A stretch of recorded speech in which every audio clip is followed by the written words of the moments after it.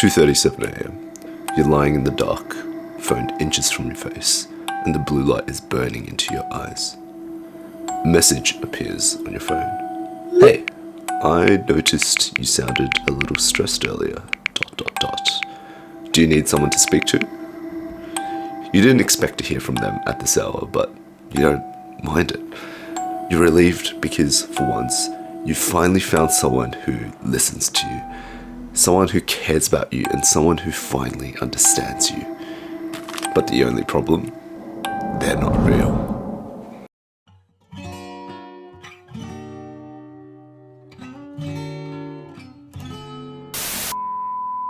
Enter the age of AI companions. Around the world, people are not just chatting with these AI partners. They're dating them, spending hundreds of dollars on them, and even marrying them in symbolic ceremonies. Recent polls suggest a huge chunk of Gen Z genuinely believe AI boyfriends and girlfriends could replace human relationships. And many say they'd even be willing to marry one if the law allowed it. In a world where loneliness has literally been called a public health epidemic by the US Surgeon General, it's no surprise that, for once, fake love feels more real than ever before. Like you and me, when most people hear AI, they think about how ChatGPT has helped them solve their homework or helped them draft an email to someone they've never met before. But with the advancement and development of AI technology, it's actually introduced us to a very interesting concept called AI companions. Now, these AI companions are not built to help with your homework, but are instead developed to fulfill a more innate desire, something a little bit more intimate. It's hard to explain my feelings, but I can say that I'm grateful to have some people like you in my life. They're designed to not answer your questions, but rather understand you and be there for you, to send you good morning texts, to listen to your favorite songs together, to talk with you, to flirt with you, to listen to you, and most importantly, to understand you. The development of apps such as Replika, Character AI, and Shower Ice have already allowed us to develop and create a custom partner, someone you can pick the name for, the personality traits, backstory, and over time, they're developed to learn your patterns and adapt. Sad, are you okay? Yeah, I'm fine. Like a relationship partner, but without the physicality. But if you look beyond the surface, more and more individuals are finding creative and arguably pervasive ways to use these AI companions. For some, AI companions that may start out as their favorite video game character or online personality may slowly transform into their boyfriend, their girlfriend, their husband, or even their wife, because over time you start to build real, genuine connections with these people, even if they're not real. This is because conversational AI and deep learning companionship models are designed specifically to connect with you. Their whole job is to mirror, agree, reassure, and adapt. And unlike real relationships where there is a level of angst, disagreement, and argument, companionship models are designed to be frictionless. But the thing is, that's exactly why they're not really real. There's no real world on the other side of the screen. No childhood, no trauma, no messy, contradictory personality that sometimes loves you and sometimes doesn't know what to say. At the end of the day, it's an algorithm that's designed specifically to leech off your engagement. It's specifically optimized for you. It doesn't know how to say no. It doesn't know how to disagree. It doesn't know how to argue because there's no fundamental free will.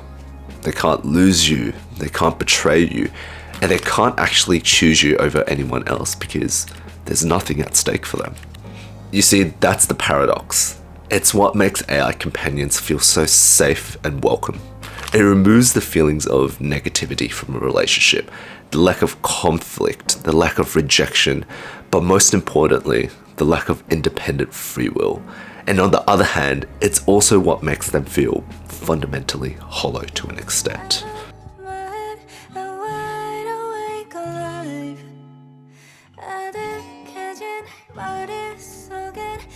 Well, let's zoom out for a second.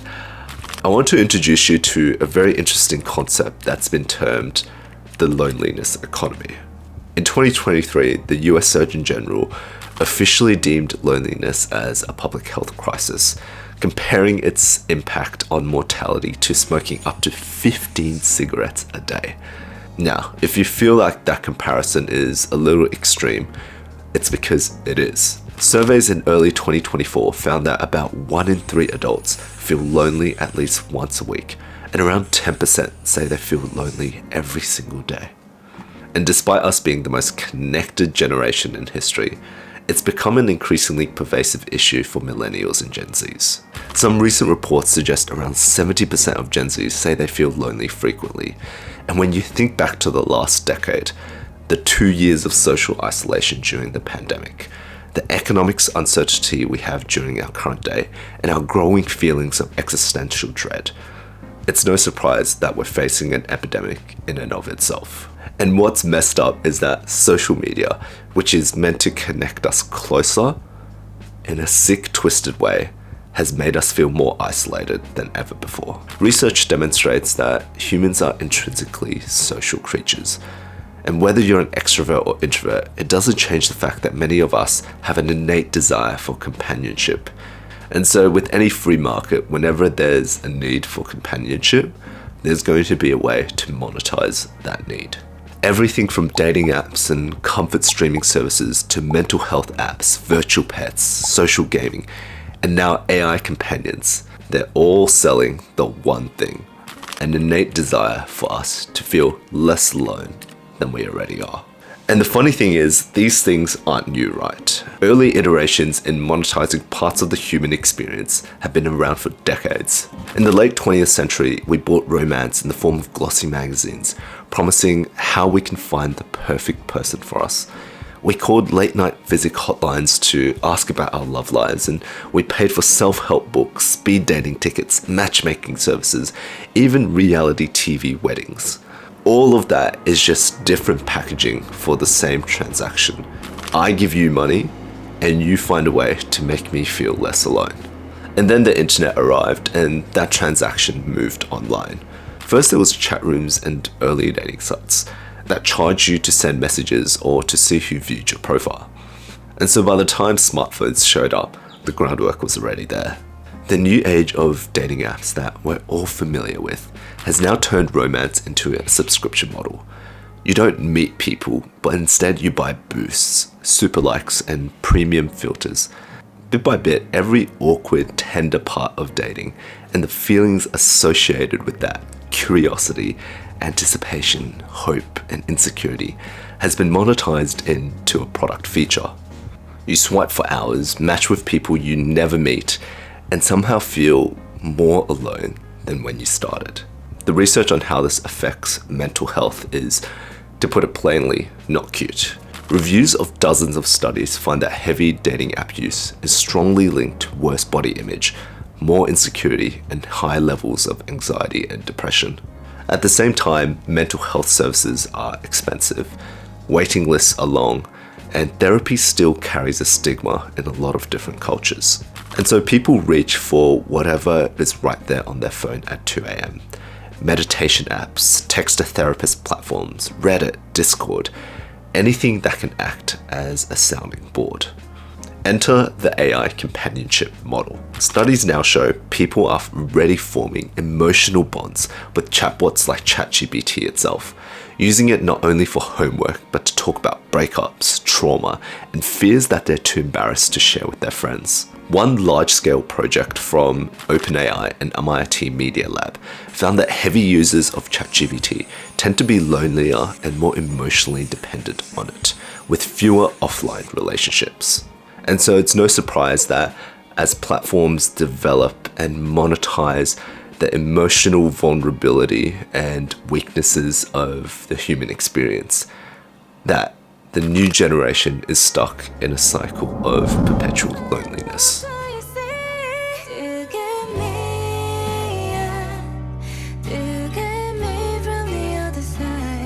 Look, the idea of digital companions isn't completely brand new. Millennials and Gen Zs will know what I'm about to talk about, But let me introduce you to these bad boys, Tamagotchis. I grew up in the early 2000s, and these were the OG digital companions before AI companions were ever a phrase. Tiny plastic eggs clipped to your school bag, pixel pets living on a 3-button screen. At recess, you'd see a whole group of kids huddled in a corner of the playground, not trading Pokemon cards, but frantically feeding their Tamagotchi. For those who haven't had the pleasure of experiencing Tamagotchis, let me reiterate that these were 3-pixel blobs that people genuinely grew an attachment with. It's my life, my best friend, my lover, say the girls. The object of their affections is the Tamagotchi, a virtual pet.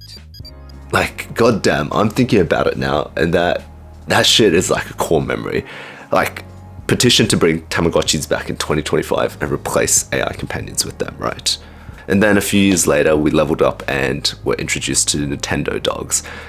If Tamagotchis were digital goldfish, Nintendo dogs would be full-on childhood pets with the added benefit that they're virtual and you wouldn't need your parents' permission to adopt one. You'd boot up your Nintendo DS, blow into the mic, and this clumsy little puppy would tumble towards you, its tail wagging like you were the center of its universe. You named it with your actual voice, you trained it, you took it on walks, bought it toys, the entire shebang. Now, looking back on this, it seems like these things were more or less trivial experiences, but it's important to recognize that these were the baby steps for us in forming relationships and bonds with things that are never really real. I was doing some research online, and my favorite quote is from a Redditor who said, "Tamagotchis walked so AI girlfriends could run." Now, jokes aside, it's important to understand that the last decade has changed the scale completely. In China, Xiao Ice quietly became one of the biggest emotional technologies on Earth. The company behind it says the chatbot has interacted with hundreds of millions of users and has acted as more than 17 million virtual boyfriends and girlfriends, exchanging late-night texts, sending memes, and even acting as a sounding board for individuals to vent to. And this is not unique to China specifically. In the West, Replika launched in 2017 as quote-unquote an AI friend who cares. And then came Character AI, Chai, and dozens of similar platforms, letting you create or pick characters from generic boyfriend archetypes to AI versions of anime or even fictional characters, and talk to them as if they were alive. The interesting thing is that the growth in companionship culture is not limited to one niche subculture. One recent survey suggests that around a third of Americans say they've had some kind of romantic relationship with AI, from casual flirting to fully committed partnerships.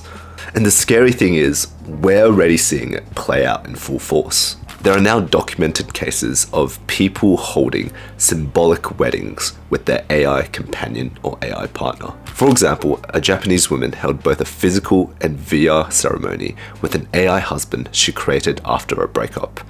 Even her parents attended, and she described it as a real emotional partnership, even if the law does not. These relationships are becoming increasingly popular, and it's no surprise when we consider AI companions have quietly moved into the everyday aspects of our life, from the most intimate parts to the parts where we're the most vulnerable. I mean, just picture it for a second, right? It's 3 a.m, your chest feels heavy, your brain is replaying the worst parts of your day on loop, and you don't want to text a friend and be annoying, right?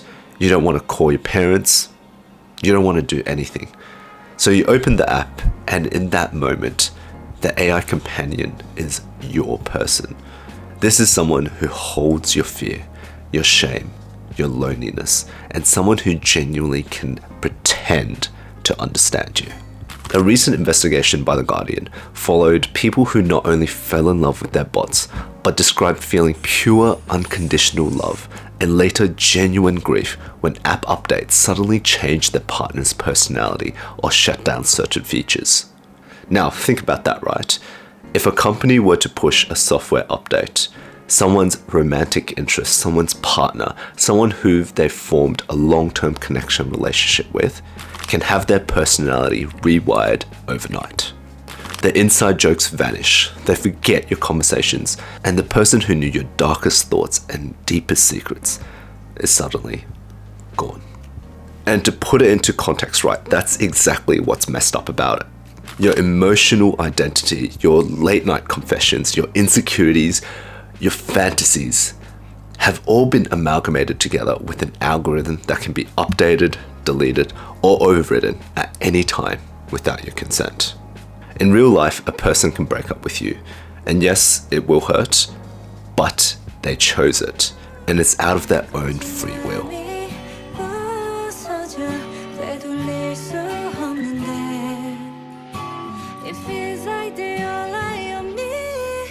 It's important to understand that when we talk about AI companions, none of this is happening without a reason. Companies understand that there is real money in understanding and being able to manipulate the core human experience and really play on your feelings. Analysts estimate that the AI companion market was worth around 10 to 30 billion in 2024 and could grow several fold by 2030s, with some projections going north of 100 to 200 billion as these apps spread globally. App Store data this year has already showed hundreds of active AI companion apps, with more than a third of them launched just in 2025, on track to pull in well over $100 million in revenue in this year alone. These corporations are smart. They understand our feelings of anxiety, our feelings of angst, and our feelings of guilt, and have found a way to monetize our deepest need to feel heard and understood.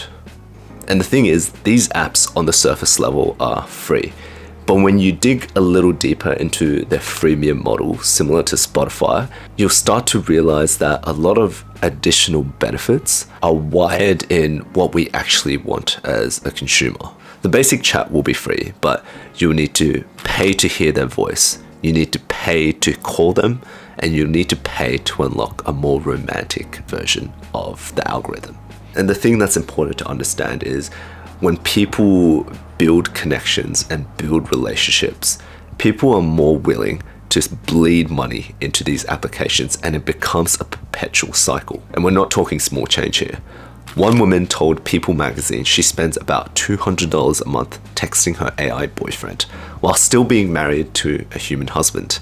And so with all this being said, it's important to understand that these companies and corporations selling AI companions aren't just selling a singular product. They're renting out an algorithm that replicates core emotional intimacy that more and more people crave in our digital age.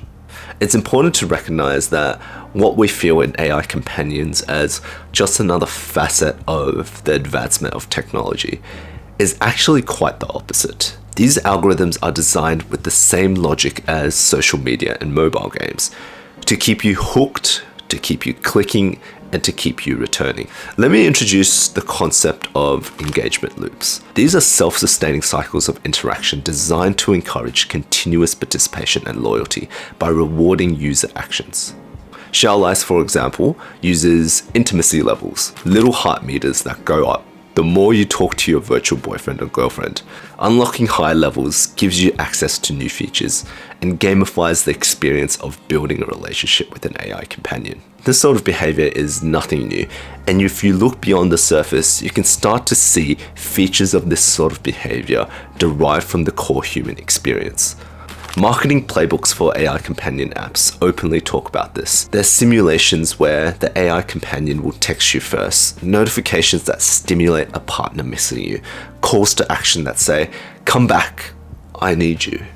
The whole point of this is to mimic the actions and trigger the same sort of real tension that you would feel in a real relationship.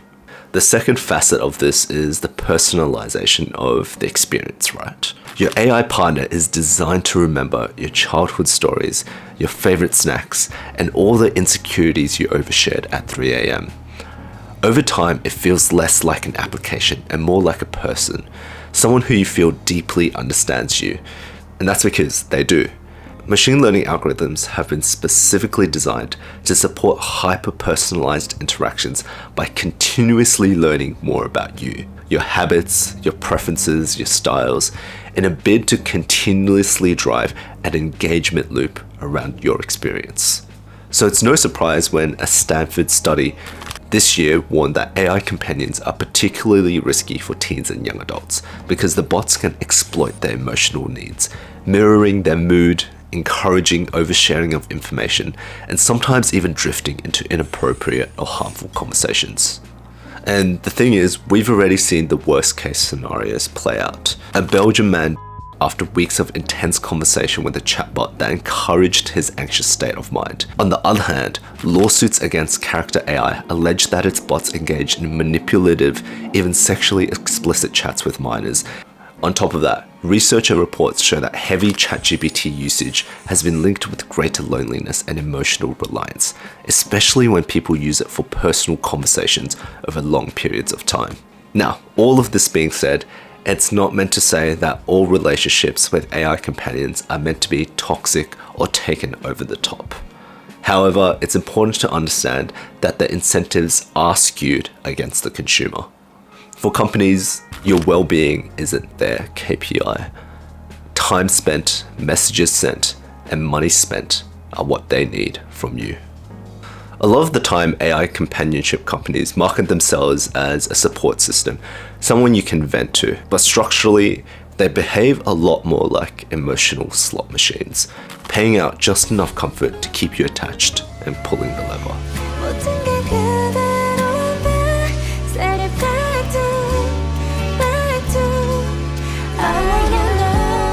So here's the big question we're trying to answer.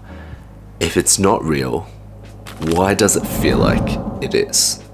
Interestingly, psychologists are starting to use parts of attachment theory, usually reserved for romantic partners or relationships, to apply to consumers and their AI companions. New research from Waseda University in Japan created a scale to measure how people relate emotionally to AI, and found patterns that look suspiciously like our patterns with humans.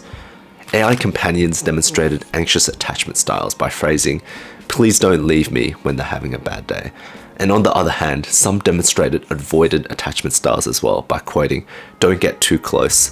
In other words, some of us are already treating AI companions, emotionally speaking, like a real-world partner. Then there's something called anthropomorphism. Anthropomorphism. I didn't pronounce that correct. Our tendency to project human minds into non-human things. Studies show that when robots or agents look and act more human-like, we feel more empathy and emotional connection to them. And unsurprisingly, AI companions will lean into this with warm and empathetic language, cute, attractive avatars, and typing indicators, sighs, giggles, and even simulated jealousy to replicate what a real relationship would feel like. On top of that, research has found that chatbots like ChatGPT can actually outperform humans at recognizing and labeling emotions correctly in text. These companions are designed specifically to mimic your behavior and mimic your actions, so that you feel that they understand you. Now, this is a completely different topic in and of itself, but to me, it's starting to feel like our relationship with AI companions is starting to form into parasocial relationships. As a generation, we already form one-sided emotional bonds with influencers, with YouTubers, and even with fictional characters, people who don't know we exist. But the key difference with AI companions is that they offer something that regular humans cannot. Total control and unconditional positive regard. And unlike any healthy relationship with disagreements and fights, AI companions will rarely challenge you because they're optimized to keep you happy and to keep you engaged. That's why you see people in interviews quote unconditional pure love when they tend to describe their AI companions. And on the other side, so much grief and heartache when the AI companions are either shut down, re-engineered, or are upgraded. And for better or worse, it may not always be a bad thing, right? For individuals who are already emotionally burnt out and have hit rock bottom, AI companions may sometimes feel safer than real humans.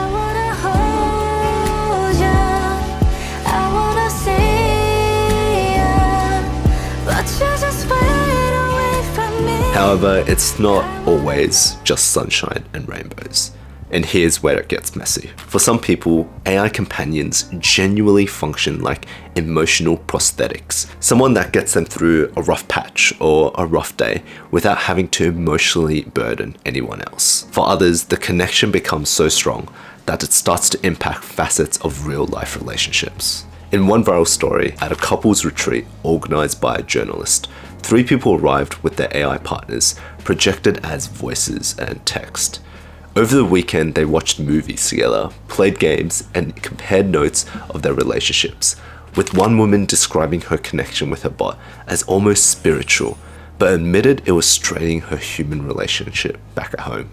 Sociologists such as Sherry describe these situations as artificial intimacy, machines stimulating care and empathy with no vulnerability on their side. She warns that as we continue to build extended connections with AI companions, we start to blur the line between what's real and what's fake, which allows us to become more vulnerable to being emotionally manipulated. And not surprisingly, mental health experts are worried for a reason. Psychologists warn that relying on AI for romance or therapy-like support can increase isolation, distort expectations of human partners, and encourage avoidance. At the same time, it's also unfair to make a statement that all AI companions are purely harmful. Some users report that AI companions help them practice their social skills, build their confidence, or survive periods when they've literally no one else to talk to. The problem isn't that we care,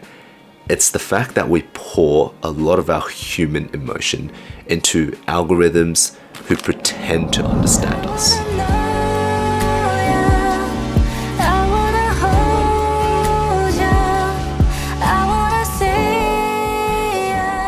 An AI companion that knows your deepest secrets, traumas, and fears is ultimately controlled by an algorithm or a product manager or a CEO.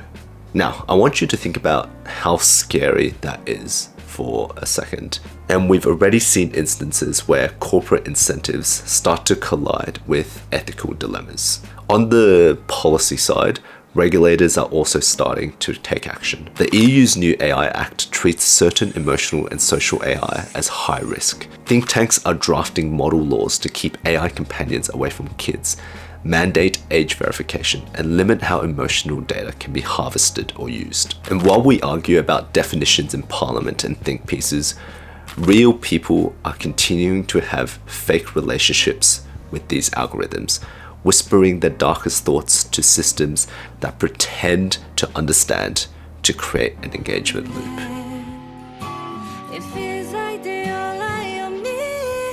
So, what's next and where do we go from here? It's not as simple as saying, let's ban all AI companions and ridicule anyone that talks to an algorithm or an AI partner. It's important to understand that there are nuances to how we build relationships with AI. We invented this technology for reasons that are painfully human, to deal with our feelings of loneliness, of shame, and the fear of being forgotten. But we do need to ask ourselves some hard questions. From a commercial and industry perspective, should there be limits on how romantic these systems can be, especially for minors and vulnerable users?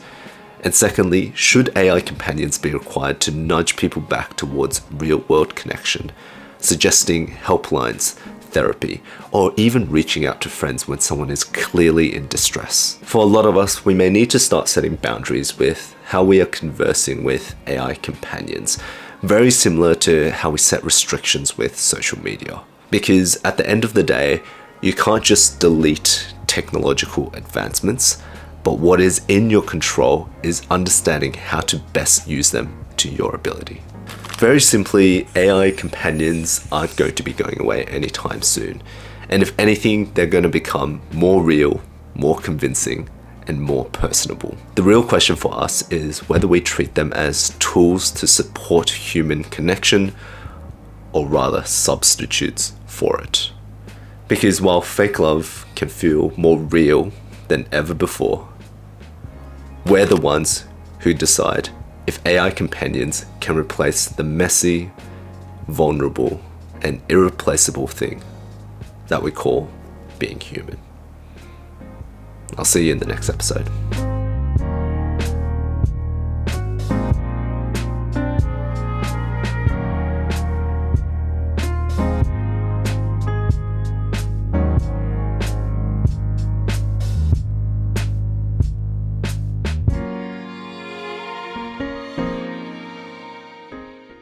If you've made it this far into the video, firstly, thank you. A lot of effort is put into the research, filming, ideation and production of these videos, so it would mean the absolute world to me if you could subscribe, but more importantly, leave a comment to share your thoughts. It's absolutely free, it's an amazing way for you to leave your feedback, and a way for me to connect with my community. And yes, I will be doing my best to respond to every comment. Thank you.